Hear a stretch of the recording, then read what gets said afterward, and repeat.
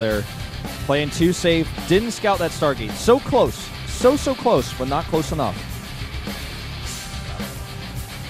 Deadwing's a big map, Valdez. Yeah, we could see something similar here at a Classic, or could we see some tricky stuff out of Creator? He may want to take one, sneak a win back, and make it 1-1. That would be a great place for him. Like we said earlier on, he does not want to go down 0-2. Let's see how the second game is going to go right now.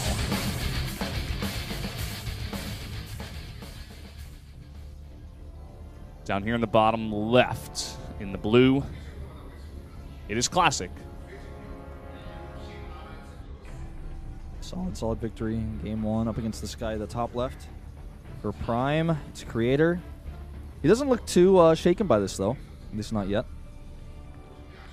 Which is important, because we have seen this guy, like, maybe totally he's just not showing it, though. Yeah, true.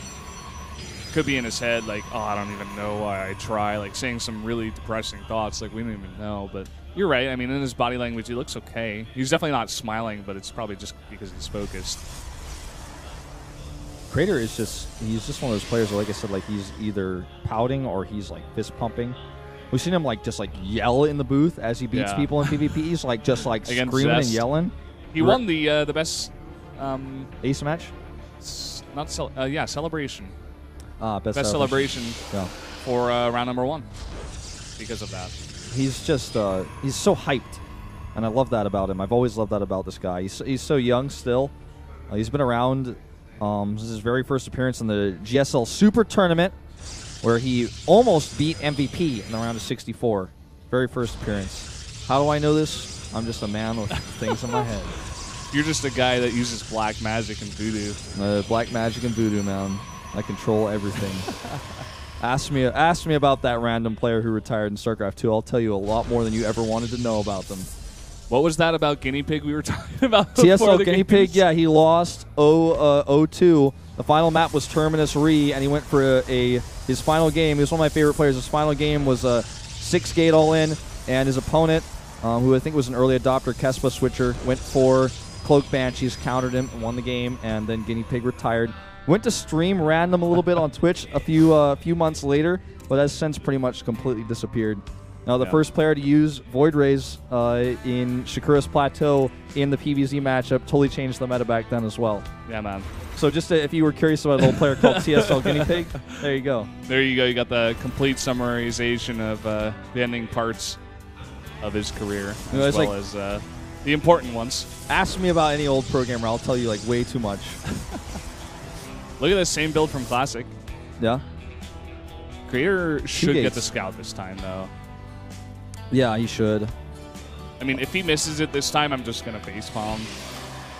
Well, I mean, let's see. Prepare your failfishes. Okay, he's going to get it. Nice. No failfish today.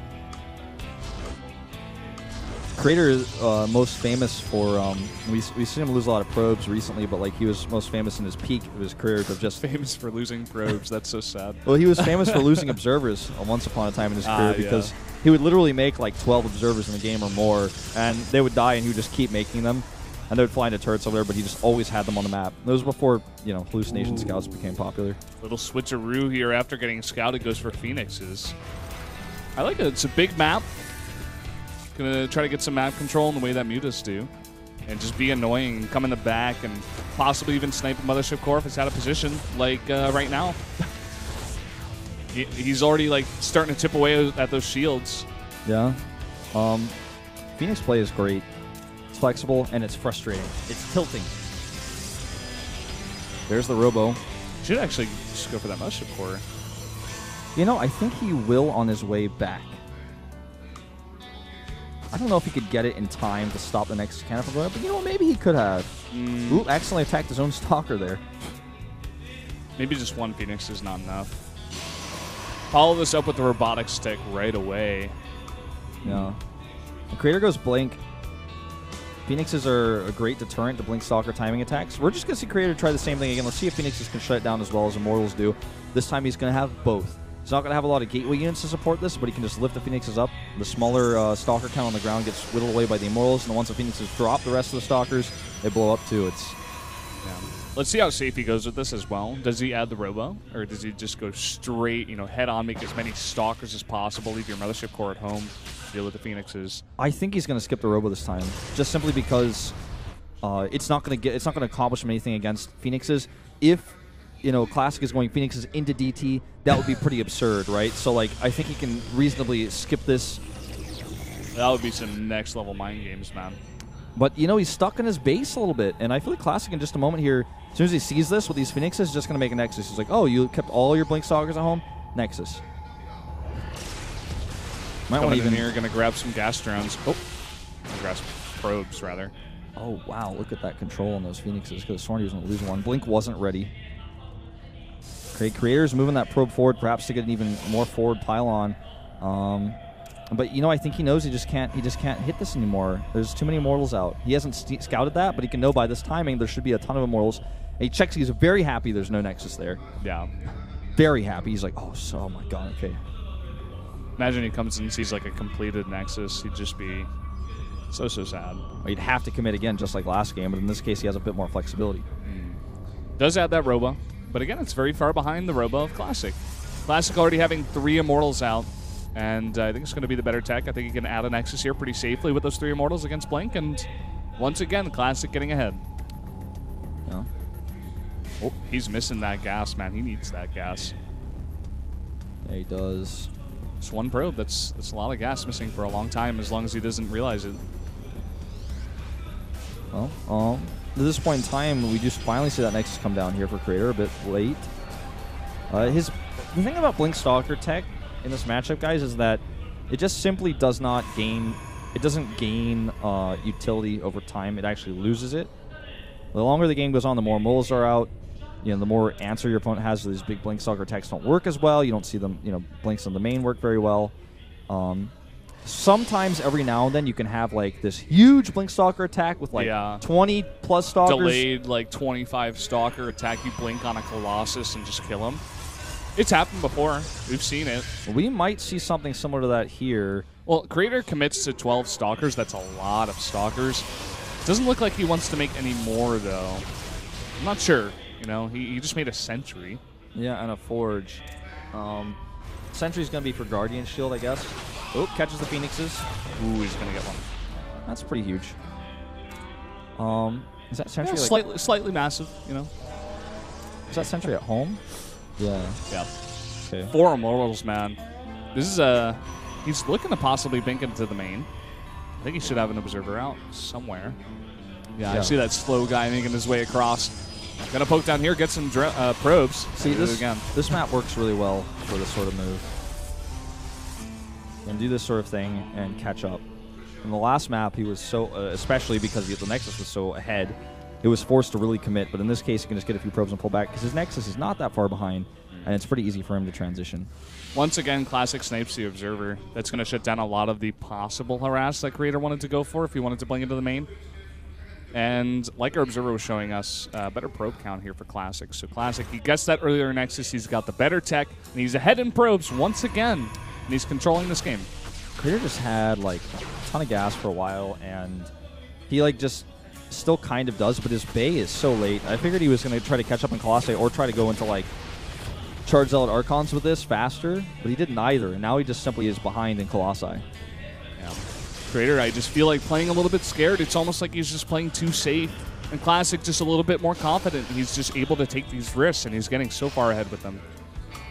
Yeah, I don't know, man. Classic didn't have a Mothership core for this long? I guess not. Whoa. Yeah, I guess he never made one. That's pretty crazy. Does get it now.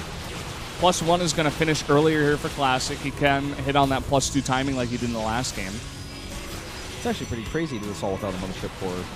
I like trying to skip that a lot of my play, just simply because it slows down everything so much when you build 100 that. gas, man. Yeah.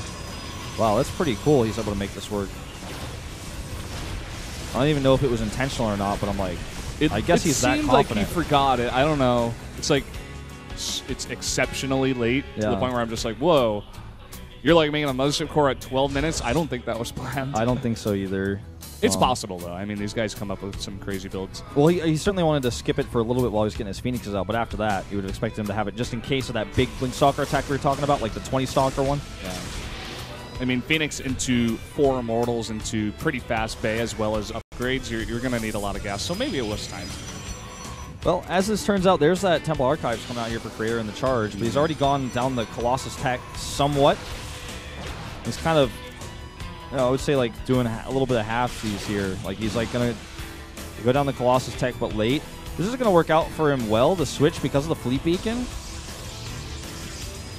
So, like, if Classic commits to Tempest too much and he gets a big charge out Archon for a second, that can cost him. So, he needs to keep scouting these hallucinations, which is exactly what Creator's trying to deny. At the same time, though, if Creator never attacks, we could just see Classic max out on this like crazy composition where he's got Colossi and 4 Immortals and a bunch of Tempests in the back, even making an Oracle right now for the Vision, and just in general really liking Classic's play so far. He did make a little mistake with not making the +2 right on time once the +1 finished. So in fact, Creator gets ahead with that +2 finishing a little bit faster for him.